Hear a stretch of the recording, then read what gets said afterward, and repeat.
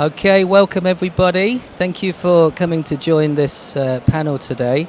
I think we'll start just with a very quick introduction and we'll just go in order of the first person to my left, Danielle. Do you want to just say, firstly, what you do, what's your role within the organisation, because obviously everyone can see your name, and what kind of things you get up to on a daily basis within the BEEB? Yeah, no problem at all. Thanks for having me, by the way. It's great to be here. And so, Danielle Mulder, I lead sustainability at the BBC.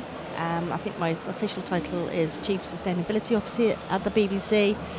My remit and role covers net zero, nature positive, and people positive, which also includes the impact of our programming. And that's not just for the UK, because obviously we're well known for being a British broadcasting corporation, but also our internationals as well. So all of our IBs, BBC Studios commercial, and our international content and distribution. So day-to-day stuff, it's very varied. Lucky you. Well, in some ways, because I was talking to Jeremy about this earlier, actually, because we were just sort of swapping notes as we do. And we do all the time, by the way. It's really, really nice. And April and BAFTA Albert, it's a really healthy kind of like community that we have in media, genuinely, where we're trying to sort of help each other. Because ultimately we want a sustainable media industry. We don't just want a sustainable BBC. We want a sustainable media industry, and that's what we're all sort of striving towards. So day to day can vary from sort of like being in the hot seat, literally having to go into the board and present a transition plan with your fingers and toes crossed that everything's going to go okay. Great, thank you very much. And April, just tell us a little bit about your role and what a day-to-day looks like for you. Great. Hi, everybody. Thank you for having me. My role is head of industry sustainability, so it's really looking outwards at supporting the industry at being more sustainable. I look after our industry toolkit, which is probably what we're the most well known for at BAFTA Albert.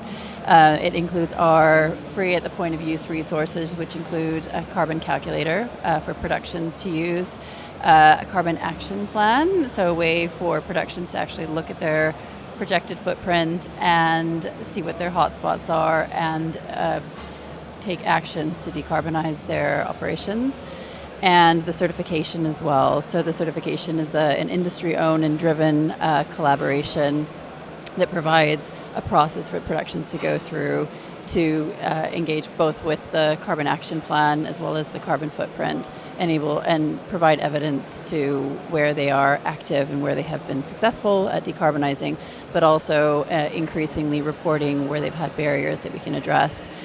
For other areas of work that I look after, which are some of our industry task forces, strategically we collaborate with public service broadcasters, streamers, production companies at trying to build out what we call a climate action blueprint, which looks at how do we set standards together. So we've got a task force that looks at greenhouse gas accounting, and at the production level, how we can translate the greenhouse gas protocol so it's relevant, pertinent, and actionable for productions to calculate their emissions, and that we're all doing it in a way that we can compare apples to apples because we're a global media industry. I look after skills as well. So this year, for example, we've trained up until now about 1,200 people in the industry. So it ranges from awareness to actual job upskilling. Tomorrow we'll be publishing a national occupational standard for specific roles in sustainability and production. And the list goes on. I'm sure we'll uncover some of the other areas of my daily. Thank you. We will definitely get into more of the stuff that you've been doing at Albert and BAFTA, so thank you. Jeremy, nice to see you again. I think last time I saw you were at the BBC, you're now at ITV, so tell us what you've been up to. I was indeed, and so thank you very much. I was at the BBC for 7 years, worked with Albert for a few years. I worked across the whole industry. It's a small industry, so it's nice to get to know everyone. So my role is changing all the time, it feels like. So it's difficult to keep up sometimes because the requirements on listed businesses is evolving very rapidly. The kind of best practice within media is evolving rapidly. So it feels like the job is changing very much all the time. So it's kind of, first step is, is to be quite agile and flexible and adaptable and always moving forward, I think, because we have a chance to actually shape the agenda across what does it mean for media to embrace sustainability.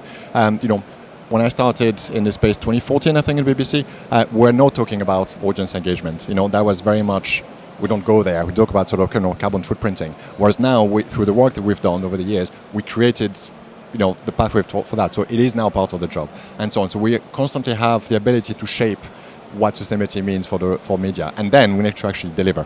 So I think that's kind of the two sides, constantly working with industry to shape the solution, but also delivering. ITV, so we've been on a journey over the last few years. Like 2020, we published our net zero goals and targets, and that's been a big pillar, a big part of our activity. As a listed business, again, we've been reporting on our climate-related risks for a number of years, through TCFD frameworks. So that was another part of our business. In 2021, we signed a content climate pledge along with BBC and others to do more to engage audiences on the topic. So that's another pillar. And we felt like it was starting to get quite disjointed, just spreading ourselves in different direction. So last year, March 24, we published our climate transition plan aligned to the TPT framework, and the idea is to bring all those different dimensions together into a more coherent plan for what does the sustainability transition mean for the business, for ITV.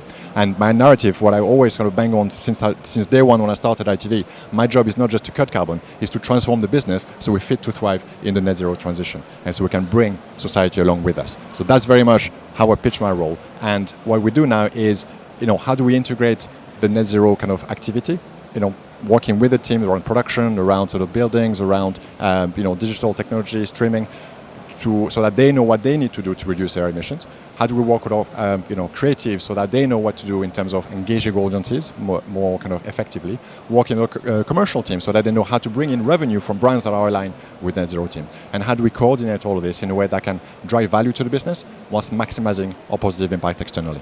So in a way, that's the job. Fantastic, thank you. Just out of interest, how many people here are in media, involved in the media industry? And how many are from more corporate but not necessarily media? Okay, lovely. Just getting a gauge of how to shape things. I'm Jarvis Smith. My Green Pod is an independent ethical lifestyle media company.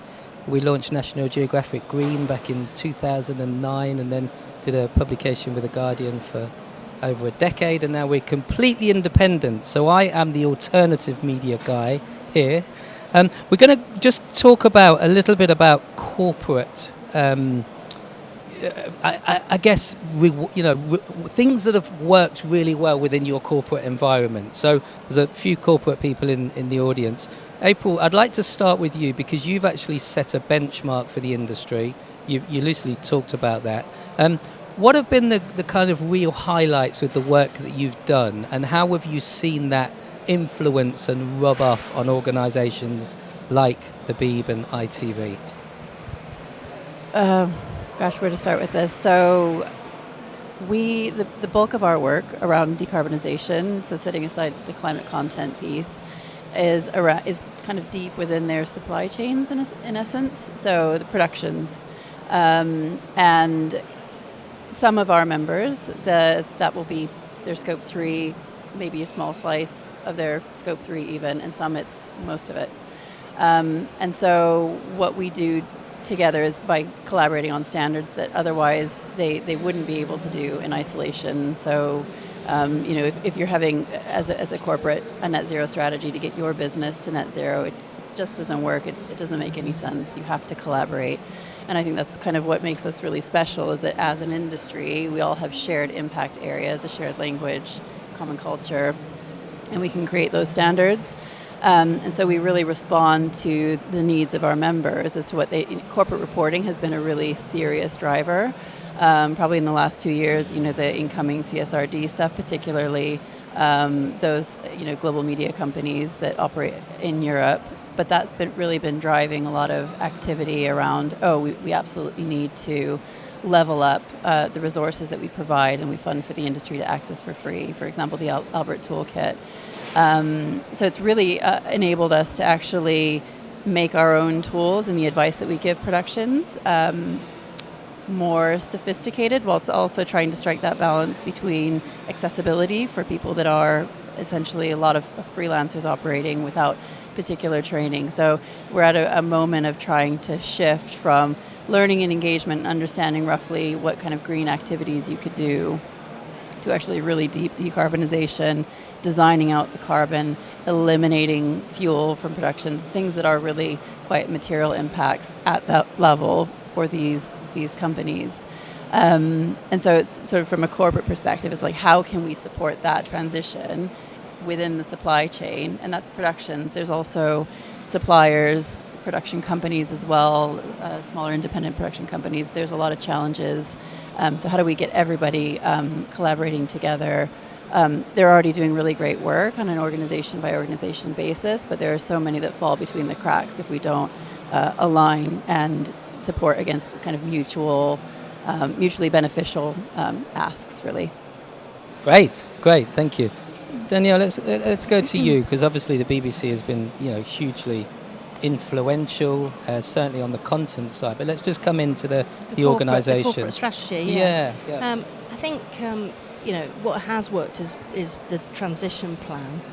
That was an interesting process to go through at an institution that's 100 years old and very siloed. Actually, I'll be honest. It's a big beast, the BBC, and it was more of a people exercise than it was a technical exercise. Actually, I think we quite quickly had some help. Figured out the framework that we needed to align to. But it was really going around the organisation and getting everybody happy with it, comfortable with the consequences of what they're signing up to, the impact it's going to have on their particular business to meet these targets. We included in that our nature positive ambition and also the climate content pledge and people positive. So we kind of went there, and said, come on guys, we're going to hold you to this. This is going to go out in lights because we get scrutinised so much. So that was a really interesting sort of process, and then we went up to the board, and it was quite punchy, that conversation. I'm not going to lie, you know what I mean? I sort of felt like I was lucky to get out alive, to be honest with you. I even had somebody from the executive touch me on my knee. I thought, okay, this is a deep moment, but we got it across the line, and we launched it in January, and it's been really well received, and it's been well received externally, but it's been even government noticed, which was fantastic. But it's been well received by people that work in the sector, and our audiences have noticed it too. But importantly, our staff. It's really mattered to our staff. So we're doing lots of things at the corporate, to bring, because as I said, I think earlier, we don't just want a sustainable BBC. It's how do you do this to bring everybody with you? And I think historically in the industry, we've focused a lot on the production level, right? And that was the right thing to do, right? Because nobody had net zero strategies at that point. This is about 11 years ago, something like that. So it's how do we do this in a way that's fair? That we're listening, that it's fair, that we bring the 2-man, 3-man band, because media's got quite a long tail. How do we do this in a way that can make it a level playing field? That this is the way we do business. This is the way we roll. This is the way we create content. This is how we can help you. So we do work with PACT as well, who kind of represent indies. And then for our non-indie suppliers, we're working with the UK SME Climate Hub as well, because you've got to be able to help the little guys, as well, and to sort of say, look, this is how, and we are putting some investment into this, by the way, to upskill people and to help them, to hold their hands, to make it real and pragmatic and achievable. Because what we found at the BBC is that previously when I'll land this point, previously, when I came into the organisation about 4 years ago, there was a lot of eye-rolling of, oh my God, this is this other thing that we've got to do. How much is this now going to cost us? And I was asked to do a business case for it. So the business case, and I have shared these numbers, to meet our near-term targets for our direct operational emissions was about 36 million, yeah? I was asking for the board, the ExCo, for 36 million to make an investment. But it delivered £55.8 million worth of savings by 2030. And what we're finding, because we've decarbonised the BBC, and it will be in our annual report, with about 30%, we're on our way. And we've done that in the backdrop of true transformation at the BBC. There's millions of pounds worth of pretty punishing cuts and transforming the organisation so it's fit for the future as we shift to a sort of digital-first organisation and move away from linear TV. So we've been doing all this work, and it hasn't cost us loads and loads of money. In fact, what it's identifying is carbon is just a proxy for energy, and if you go after carbon, you're going after energy, and it will actually save you money, and this is what we're finding. So that's helped from a corporate perspective, because then people go, okay, now we like sustainability because they, you know what I mean? Like They invite you into the board This is working for us. Yeah. So that's kind of where we are. But yeah. That's great and good to hear. I think, obviously it's an organisation that's kind of license fee paid, and Jeremy, you're a commercial entity. Obviously, you're going to have to look at things in a relatively different way because you've got to keep that momentum of commercial viability. So tell us about what you're up to. Yeah, absolutely. So I can talk more about the corporate side of things as well, because it's quite interesting how, again, it's evolving very rapidly. When the sustainability, current sustainability setup was put in place back in 2020, I think, at ITV, it was very much a part of our social purpose, agenda. So it's very much, it sits under group comms. It's very much a part of the reputational aspect of the business, and trying to do good. But over time, it's become more of a compliance exercise. But for some people, but then for other people, it's kind of like a risk management exercise. And there's not many people who kind of see, take a step up and say, actually, this is a transformation agenda, and this is about sort of how do we make sure that we fit for the future? How do we make sure that we tie all these kind of threads together into a coherent narrative and coherent program of change to make sure that we are fit for the future?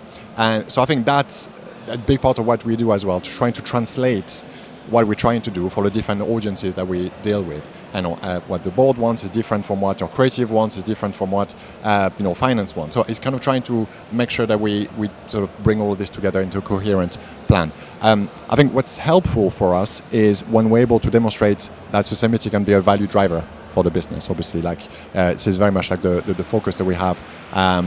Most companies out there at the moment, and for us, it's building, I would say, on the good work that we've done to bring climate content to the audience. There's been loads of great work over the last decades.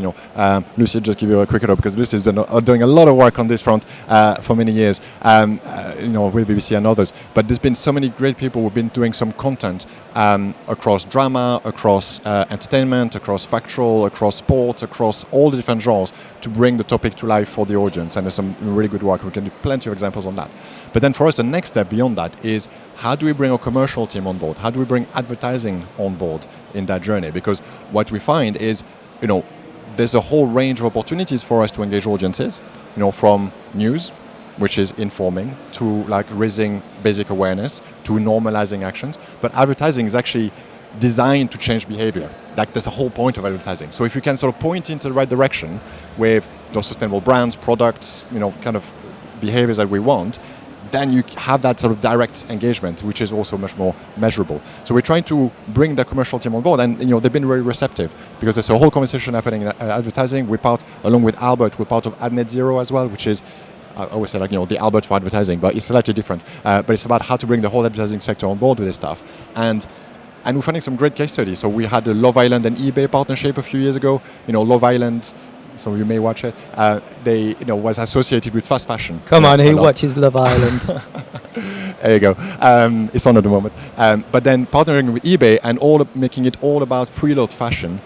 Raise the profile of pre-loved, second-hand clothing for a whole demographic that wasn't necessarily super engaged before that. So that's very impactful. Recently, we had a partnership between Emmerdale, one of our soaps, still bringing 2-3 million people, every time, and Desnes, to put a heat pump in Emmerdale and put an ad campaign around it, using some of the talent from Emmerdale with the messaging from the government around the grants that they have for heat pumps. And again, it's done very, very well. So for me, that's perfect, because it ticks the box of driving revenue, ticks the box of getting our content to the right place, support the audience, support the industry, support the economy transition. And the more we can align to that and demonstrate that there's good revenue to be made for that, as well as supporting all of our clients, all of the businesses out there who are engaged in that transition, that for me is when we can really demonstrate the value that a climate transition program can have, the impact that we can have, whilst maximizing value to the business.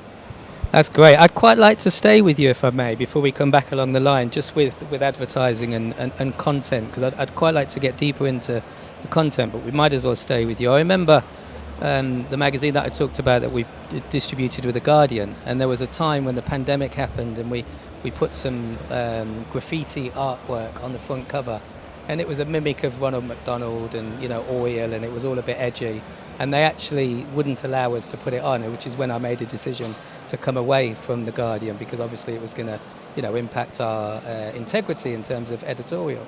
But you talked about the advertising and the net zero. I can't remember exactly what you said, but the net zero initiative with advertising. Have the ITV made commitments to, you know, banning fossil fuel adverts, deforestation adverts, things like companies that? So it was at net zero. No, so we don't ban everything. We don't sort of decide to not take money from everything. Partly because I don't think we're legally allowed to do that, because, you know, we provide the airtime. If an ad has cleared, you know, the kind of like clearing, you know, the channels for advertising, you know, they're legally allowed to advertise, and, you know, they could turn against us if we decide not to take them. We're more choosy around our partnerships, which is where we associate our brand with other brands. So we look at reputational risks and so on. But for us, no, it's more about, and again, like, you know, times are hard, money-wise for the business. So for us to go say, oh, we're gonna, you know, chop off our legs, and that means like another, you know, 300 people that we have to cut from the business. That's not a conversation that we're gonna have at the moment. So for me, it's more about, again, it's not about the immediate decision around, you know, trying to solve something now, but what's the transition? How do we make sure that we are better at monitoring the revenue that we have currently? How do we make sure that we grow the business that we want to grow? And how do we make sure that we, you know, take the actions that we want to, you know, to go in that direction? Because it's about sort of continuing to thrive in that transition. For me, that's the key word. And also, just to go back to your point, we have started to assess our current revenue against a number of different criteria, and it's not that straightforward. You can say, oh, we're gonna, you know, chop off this whole sector. But what if there's a company that's amazing in that sector that's actually working on that transition? Do you want to just cut them off because, well, they're in the wrong sector? Yeah. Or, you know, is there a company that's doing absolutely nothing but in a sector that is, you know, low carbon? Do you know what I mean? It gets a lot more complex. Yeah. You just focus on carbon, you focus on nature, you focus on social stuff. So I think we are having this conversation internally around, and with industry around, how do we assess the resilience of different sector and their ability to be part of the transition. But we want to take our time to make sure that we, as an industry, you know, consider it as a risk conversation rather than let's just randomly cut off, you know, that bit. Yeah, and thank you. I do appreciate it's a bit of an edgy question. I think, you know, from my perspective, I don't know if you guys agree, when McDonald's launched a plant-based burger, for example, you know, big organisation, this is amazing, it's going to make everybody vegan, but you're still giving your money to a company that actually doesn't care about the rest of the planet. So I'm not sure I agree with you, but I can play devil's advocate there. April, let's just go into the content side of things.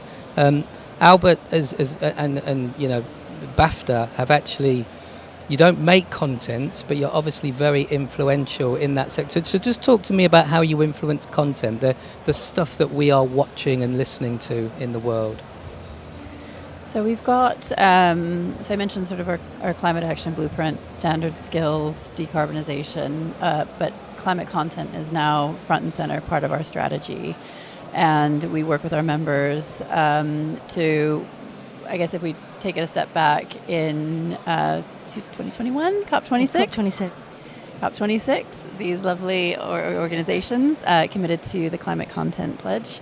And that came with, lots of things came with that, including a commitment to make Albert certification mandatory for their productions, but also to put climate content as a big consideration for how they would support it.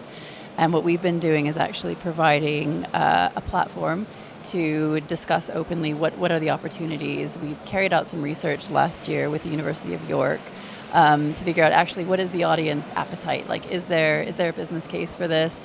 What does it mean? What types of content are interesting to people? Is it implicit content? Is it explicit? And the takeaway of this fantastic piece of research is that it's both.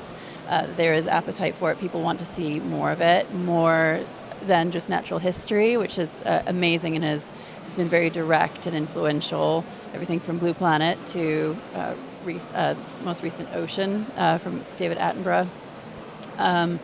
And thinking about the different types of content that you can produce that features the solutions in a very subtle way sometimes, but is also future fit. So if you're talking about,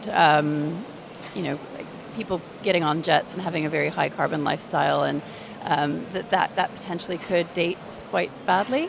So it's just getting this thinking in front of creatives to think about, well, what kind of impact might they want to have. We have a task force that looks at specifically how do we measure climate content, so that our broadcasters can report that against the climate content pledge, but also what is the most effective way of doing that. I want to mention international here as well, because it's been right at the forefront of conversations here in the UK, but globally it's had kind of mixed interest, if I'm honest. So in terms of what people see as useful and interesting. So I think that's a further area that we can look at developing as we have international partnerships. And obviously our members as well operate internationally. We provide training for creatives, so everything from like briefings. We did an amazing session a year and a half ago with the Directors Guild of America, actually. They wanted to figure out, okay, what are the different opportunities that we have on screen and off to amplify the impact that we can have as an industry. And that has had, I think, some lovely ripple effects in some of the content that we're seeing. So it's sometimes hard to measure exactly from what intervention did the most success happen. But I think overall it's like, what is the culture? How do we keep these conversations at the forefront? And there's also been some interesting conversations now about impact producing. So thinking about, Ocean is a really great example where they had an impact producer that thought about, we want to create this story about the terrible effects of bottom trawling on marine ecosystems and in our protected spaces as well. But often when we produce content like this, it doesn't actually land, or it doesn't produce the policy that might be needed or the public outrage sufficient enough that anything actually happens. And so what they did was very strategically thought about when they wanted to land that so that it could have the most impact. So the UN Oceans Conference that happened just earlier this month, they wanted it to happen just before that, so that would be right at the forefront of conversations happening there. And that's now being discussed at the level of government in terms of how do we ban it, how do we stop it, and amazing success. But yeah, there's much more opportunity as well for some of the other implicit stuff that everybody's working on. Great, thank you. We will come to you. I mean, I think we all need to recognise that the BBC with Blue Planet 2 was a huge influence on our country in terms of waking people up to the plastic issue. Sir David Attenborough was obviously the legend behind that. Were you there then, Jeremy? Was that when you were at the BBC? I was, yes. Yeah, I'm sure you were involved in that. But just tell us about content and how the BBC tries to reach the masses, us lot that are buying stuff and often influenced to buy stuff that we might not necessarily need. So tell us a bit about content. Yeah, I mean, I'll try and structure it. I mean, there's so much going on in our content right now, which is so good to see. So it started at COP21 with this climate content pledge. And obviously prior to that, we've had Natural History Unit programming for 68 years with the Big Dave leading the way on that and having a huge influence. And, it didn't just influence sort of UK thinking on plastics and our policies here. It actually ended up the Global Plastics Treaty. It was just huge. Unfortunately, at the time, we didn't measure the impact against it. We should have done, really. But we're trying to do that now against some of our Natural History Unit output. But at COP21, it was a big moment for us because Tim Davie, the Director General, went on the stage and said that climate change is real, serious and urgent.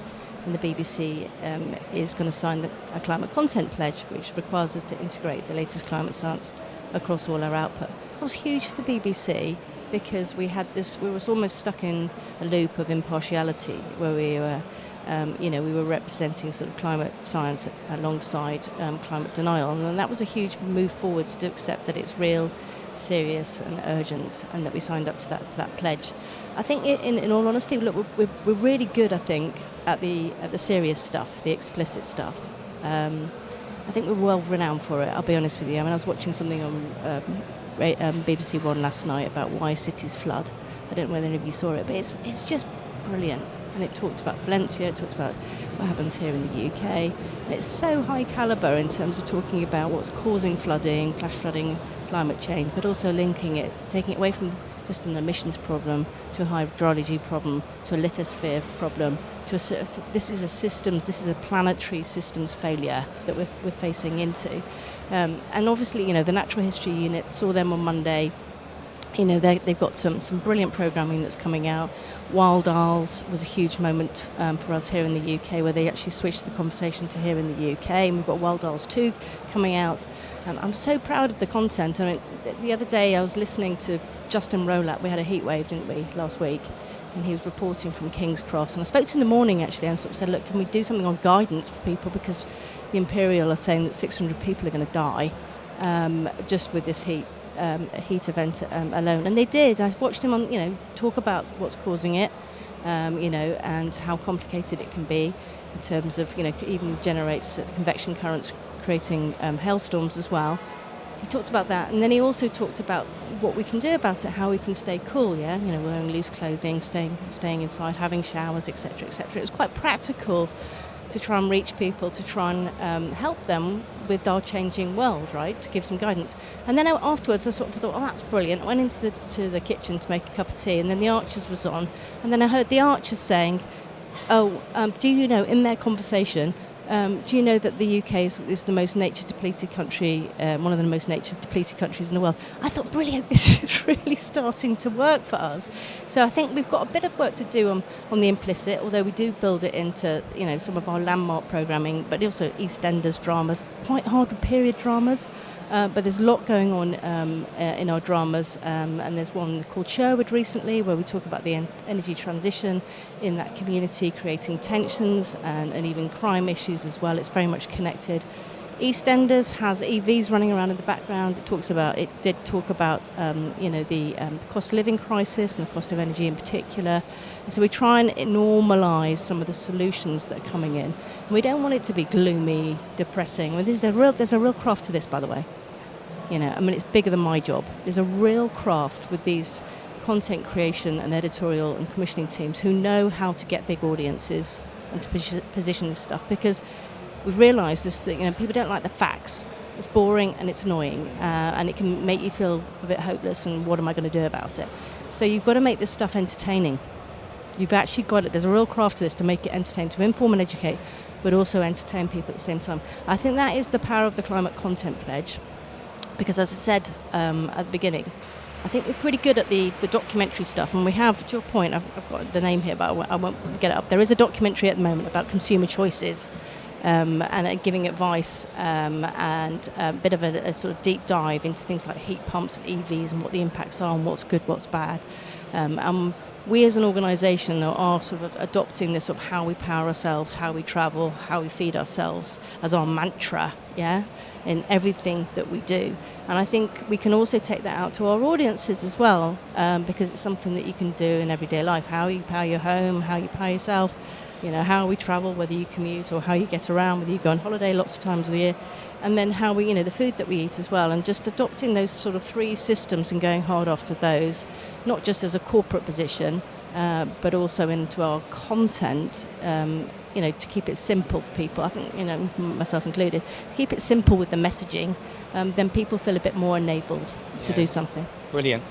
Just to build up on that as well, just to bring, absolutely love everything that Danielle's been saying. I think what's been interesting for us since the pledge in 21, I think all the broadcasters have really found their tone, found their voice, experimenting at first, but, Channel 4, very, very specific, very, provocative and all this kind of stuff, BBC finding their voice, ITV. We try to do some of the stuff that's a bit more on the nose, but the audience doesn't really come to it. ITV audience wants to be entertained, wants to be relaxing, wants to have family time, all this kind of stuff. So we don't really want to go with again, the facts or the kind of more serious stuff. But for us, it's been all about weaving it in.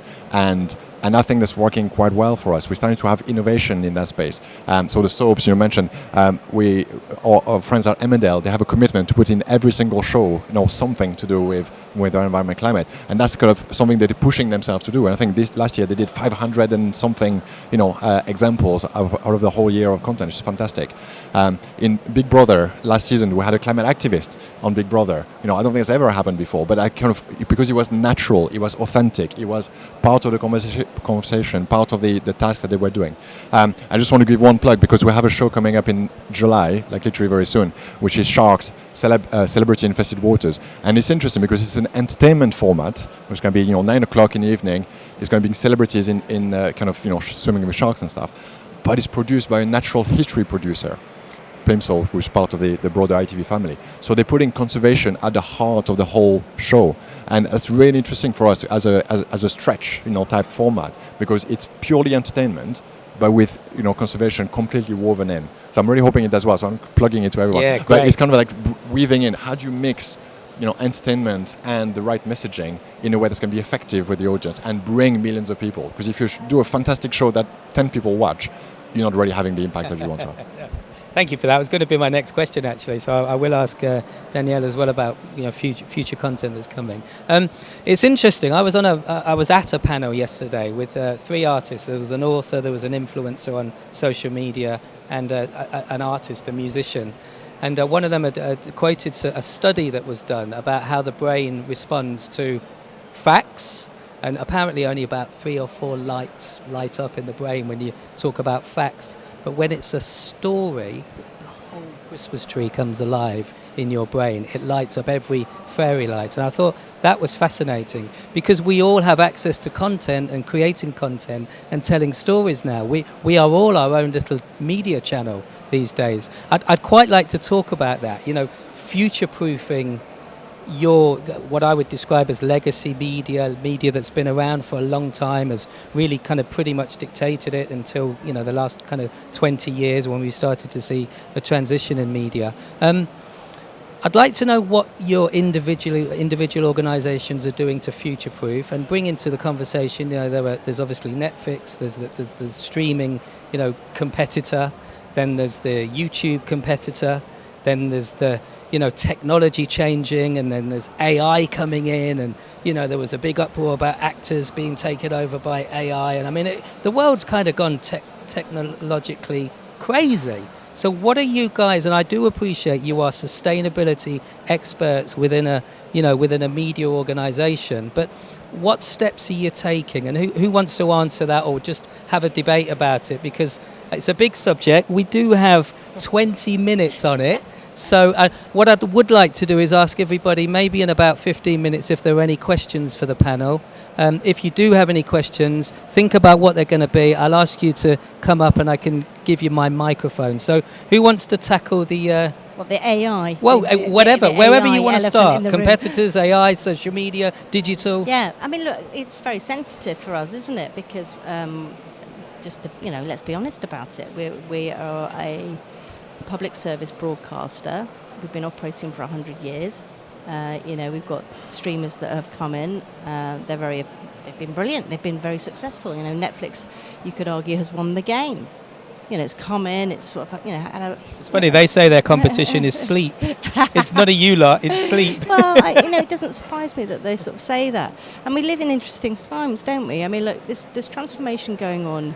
Not just as a sort of corporate transformation word, there's a bit of a buzzword I appreciate, but with content as well, with how we create content, what the content is, what's in the content, how we actually watch and absorb that content as well. So how we consume that content. So everything we're in this in a real sort of state of change. So I think we've got a very keen eye on future proofing at the moment, being relevant. We've got our charter negotiations coming up. I think the one thing that I think we're going to be okay. I do feel really proud to work at BBC. Sorry, I just got to get that in because I think it's about trust and truth, and that's really relevant right now. I was at a session yesterday at an organisation called Freud's, and BBC Media Action were there, and they did such a good job. And it's really scary, actually, the misinformation stuff. Literally. there's sort of 10 times more content misinforming people than there is the truth getting out there in the airwaves. Is that roughly what the stats are? Yeah, 10 to and 1? it is, and Wow. these are experts, not my opinion. These are people that are studying this stuff. Look, it's just better funded. For whatever reason, you can go into it about right and left, whatever. I'm not going to get too political, caught up in the, but it in the is. money It's makes the really, world and go they round saturate, cycle, so it's confusing for people, and they also stick to 4 very clear narratives of what they're trying to do. So that's an interesting piece for the BBC to sort of hold true to our truth and trust. Do we want to lose a public broadcaster? Probably not. Do you know what I mean? Like and because they're around this sort of truth and trust, so that could future-proof us a lot. But we're also switching away from what we call linear broadcasting, the sort of traditional sort of satellite sort of transmitting to your TV either through an aerial or through a satellite dish, and sitting down and going, oh, it's 7 o'clock, I'm going to go and watch a programme, or it's 9 o'clock, I'm going to watch the news, whatever it might be. That has gone. That game has changed, and we did actually create the iPlayer before anybody else did. So we were ahead of the game. What a piece of kit! Yeah, what a piece of kit that is. Amazing. And we've got a whole product team that are going after this. Do you know what I mean? Like right. So I think we'll be in a better place, to be honest with you. And Tim did talk about it recently, Tim Davey, that we're going to switch off the linear. We are going to switch off some of these older terrestrial linear broadcasting. It's going to be great for me, by the way, because it's very energy intensive. And it's included in our footprint. So when we switch all that stuff off and go to a true IP streaming model, digital model, then it'd be really, really good for the BBC. But what's we've got the timeline for that? We've got to adapt. Oh, he said 2034, I think, on the stage. Okay. But he's saying if the government give us permission, it will be before that. Mm-hmm. So we've got the important thing. Whenever I speak to the editorial teams, is it's all about relevance. And if you're still getting eyeballs on your content, you're in the game. Yeah. And that is really what this war is about. It's about eyeballs. It's not about your back office and whether you're digital. People don't care, frankly. It's about the content and whether it's relevant and entertains, and you're getting those sort of big audiences. So that's what we've got to stay true to, and we need to organise ourselves at the BBC and have an editorial strategy that delivers against that. We get very big audiences internationally as well. People seem to like BBC content, so we're adapting in that way as well, and how we take our content. It's the world's biggest media platform. It is. BBC, it is. yeah. It is. And we get very big numbers. I think Netflix probably beats us on numbers. Does it now? Yeah. Okay. But we get weirdly big numbers sometimes. And it's interesting. And I'll give an example. I was watching my son actually. I was at a barbecue on Sunday, and somebody said, "Oh right, the Americans have just bombed Iran." Right? It's relevant, isn't it? And he got his phone out and he went to BBC, and he's 18. I thought, oh, that's good. But it's truth. It is important, this topic. So, we're completely live to the fact. Our funding model is up for review. One thing as well, and I really would encourage people in this room, we've got a public consultation out where you can actually literally, tell the BBC what you want it to be at the moment. We are collating, we're doing a huge survey. They've never done that before. This is in advance of the charter renewal. And I know it's sensitive for people, but actually, it's relatively good value, the BBC, if you do use it for the news and for the programming, but also for the radio as well. It is actually relatively good value when you compare it to some of the alternatives. So the funding is a challenge. We've got to get the eyeballs and maintain our relevance in our content. We are making that switch to an IP streaming service, and our product team are all over it. So I feel like we've got a future, but there's a battle to be won. Yeah, great, thank you. Just by a show of hands, how many people use the BBC still? Oh, everybody. And is it mainly news, or is it content? Is it TV shows? So news, put your hands up, and content, 2 hands up. Okay, good, great. Jeremy, let's come to you. Same question. In fact, April, actually, either one of you. Do you want to tackle any of the technology, the competitiveness, the independent media? Go for it. Let's go. I'll follow Jeremy. You sure? Yes. So my crystal ball, sorry, I forgot it. I don't really know what's going to happen, but I think what we're seeing is definitely a shift towards platforms like YouTubes and TikToks, and especially for younger demographics. So I think there's something around how long can we keep kind of the traditional models going, and how quickly can we evolve? Because I think for us competition, yes, Netflix, but it's mostly around the YouTube and digital side of things. So we're adapting. We we just made a deal with Google to put some more content on YouTube and to try to like, meet the viewers where they are. Because if someone never turns on the TV, it's no point trying to bring them onto it. Trying to go where they are and trying to build a commercial strategy around that. So I think that's definitely a challenge and something that we're tackling. AI, very interesting, especially in the content creation side of things. At the moment, content costs a lot of money to make. Like high-end scripted, high-end productions takes a lot of money. With AI, you're starting to see some potential there. You can create a whole show. Someone in their bedroom can create a whole show. Literally just using AI with like really interesting production value, and that's only going to go one direction. So how do we adapt to that? How do we make sure we look after the whole kind of creative sector, and not just kind of put everybody out of work? And because also you need to AI can't come up with new ideas, right? It can just kind of bring on the stuff that it's been trained on. So how do you keep that creative sector, going? How do you keep people, going from junior role to mid role to, senior role? Because you can't just like chuck AI at it and expect people to upskill in the way they've done before. So I think there's going to be a lot of changes in there, and it's very early days. So we're trying to learn from it, see where we can use it, what kind of impact it can make. But it's very, very early days. I think really keen to talk also about the point about misinformation, because that is critical, and especially again with my commercial hat on, a lot of advertising revenue goes to media channels that actively promote misinformation, right? So we're in a market where we compete with other media channels for advertising revenue, and we believe in our public service mission. We're a public service media as well. We want to be impartial. We want to be providing accurate information, and then you're competing against sort of newspapers and digital platforms that just don't, that kind of like weaponize kind of misinformation in a way. And that's more conversation for the advertising sector. How do we sit with that? How do brands sit with that? Are they satisfied with this in terms of their media plans and so on? So that's definitely something that we're keen to raise within the advertising sector. I think that the other bit that I wanted to make, my last point, is that when we talk about the future, even short term, we need to start factoring in a world in which the impacts of climate change are going to get worse.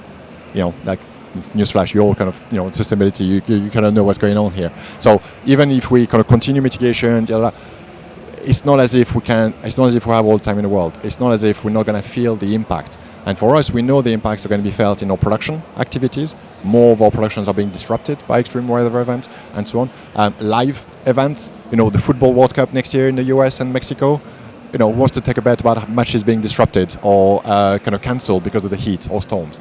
What impact is it going to have on our channels and our commercial revenue and so on? And that's just literally, next year.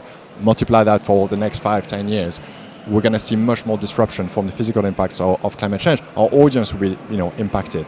Our role is to reflect the world to the audience and help them make sense of it. How do we help them make sense of this changing world around them in a way that, brings them along the journey and sort of supports them and brings cohesion for us as a society, so we don't fall apart and follow the kind of noisiest kind of autocrats who could have give them easy solution. Sorry, I'm going off script a little bit. But I think it's quite important for us to factor in the fact that the world is going to continue changing around us. Climate change impact are going to get worse around us. So from a creative point of view, how do we can't just come up with I think that's the big thing for us. It's not for us to talk at people and tell them this is a solution, listen to me. It's more about how do we provide a platform so we can reflect what people are experiencing. How do we bring them as part of the journey so that we can bring cohesion, bring community, bring togetherness? And I think that's the role that public service media traditionally has done more than, that's been our role. And that's why all these kind of other media platforms, don't necessarily have that, as part of their remit or their identity or their focus. So I think there's still a big role for us to play in that space. And that would be for us to digest how do we help the audience make sense of all this? How do we make sure commercially we adapt to that? And we got a job on our hand. But I think again, to be part of that, the evolution of the role, it continues to evolve, and that's increasingly going to be a big part of what we do. Brilliant. It's so interesting. As you were talking, I was just suddenly taken back to the pandemic time, when we all used to sit at 5:30 or whatever it was in front of the news to see how many people had died that day. Right? I had a family member that died during that time. And look how influential it was. We all stayed indoors. We didn't go to work. We started buying stuff in a completely different way. the natural world changed dramatically in a matter of weeks. So it's really interesting, actually, that what you're saying is you can't give people, can't tell people what to do. Yet when we did tell people what to do through the media, it actually had the greatest impact of all. So maybe we do need a dictatorship. I know. But you know what I mean? comment here. It's like, of course, I'm not asking for that. But do you know what I mean? It's like, it's fascinating, isn't it? We all behaved and did well, and the planet started to restore itself. So, I mean, I think the question is are we prepared or committed to make these kind of lifestyle choices ourselves, or are we going to be forced into it by nature, which is probably the trajectory that we're on. Now, of course, we're in the global west. It's the global south that are really affected by this. In the global north, it's not so bad. It is bad, but not so bad. Anyway, April, get off my soapbox for a minute. Do you want to just go into the tech, AI, or anything to add on staying relevant, future-proofing? Anybody got any questions, by the way? Please do come and stand up, and after April's finished, we'll have a question or two. I'd like just to echo some support around misinformation and I think the importance of actually trust in institutions, which is massively fading. And I think the fact that people could watch the news and, rely on public health officials, that I think is... The science! Massively at risk. And certainly as people migrate their attention to other forums, YouTube, TikTok, whatever, there isn't...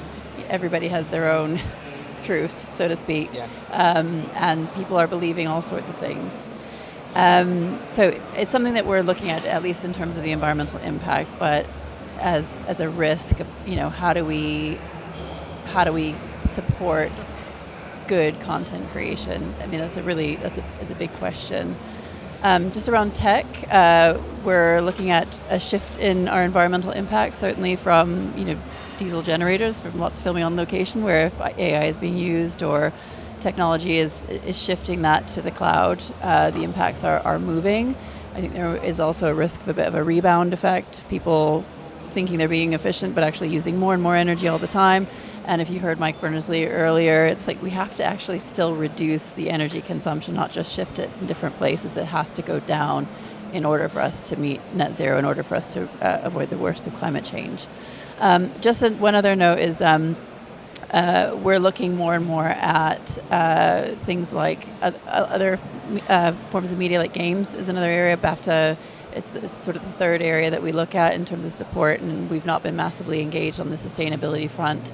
But I think that's another opportunity, certainly for engagement. There's been some really cool stuff being created with games that are very interactive, that allow gamers, users to actually visualize new worlds, new scenarios, solve climate problems. And that's an exciting new frontier and opportunity. Great, thank you very much. Gaming is the big one, isn't it? I was talking to somebody that works with Pokemon and how influential that has been on young people, shifting young people's awareness around sustainability. Great, so do you have a question for our panel? Who is it for? Oh, this mic's not on down here. Can we get this mic on, number one? Go. No, still not on. How about now? Ah, perfect. Yes, I can hear myself. Well, thank you. It really is for any of you. We've spoken a lot about misinformation right now, and perhaps a big question with only 4 minutes left. But as climate change is becoming a more politicized topic, I love hearing about the work that you're doing to raise awareness, bring consumers along the journey. How do you find that balance of bringing in that messaging while not being well, you can hear I'm an American, so maybe it's thinking more about the American media landscape, but being labeled as woke media or seeming like you're coming in with a specific bias? That's a great question. We're going to get 1 minute each. So I'm going to beep you if you go over your minute. I think starting with clarity from the top of the organization that it matters for us to be based in science, and then upskilling people across the business so that they understand what the science is, and then not just understand the science, but understanding how to talk about it, but also what it means for different audiences, and then understanding where the debate can be around what do we do about this stuff. And it's kind of very much about upskilling. I think that would be my perspective, but also, having the company level backing that this is a commitment that we still make, and having signed the pledge and having be part of that journey. For us, it is about continuing to do the right thing in this space. I don't know how you do it in other contexts because it becomes very hard. Brilliant. You did your minute. Fantastic. I think that we don't necessarily always have to be talking about climate either. I think there's a lot of data to show that actually the cat is out of the bag around the savings and the direction of travel for renewable energy, for example. Even in the US, like Texas is like one of the biggest producers of renewables. It's happening even despite policies that are flying in the face of that, because it's good for business, it's good for people, it's good for health. Those are the things that we probably just need to shift in terms of how we talk about it and how we engage people. Is like, actually, how does it make our lives better? We don't necessarily have to put that label on it. I think it's about shifting how we talk about it and how we frame it. Thank you. I'm fine with the label climate change, actually. And I don't think it is a woke issue. Certainly not here in the UK, and even, our Director General has said that as well, because it's based on science. So I think we've got to just be a little bit more. Can we get the science back in the room, please? Because we've got people that make science great again. Yeah, it's interesting because I took the team to the Natural History Museum. We're going there later actually for dinner. I'm really looking forward to it. But we used to have these cathedrals here in the Victorians built that celebrated science here. The Royal Society, Kew Gardens, Natural History Museum. Celebrated science for what it is and recognised that, and that was very central to our thinking. And I think we've just got to get back to that. Frankly, I really do. I think it is important.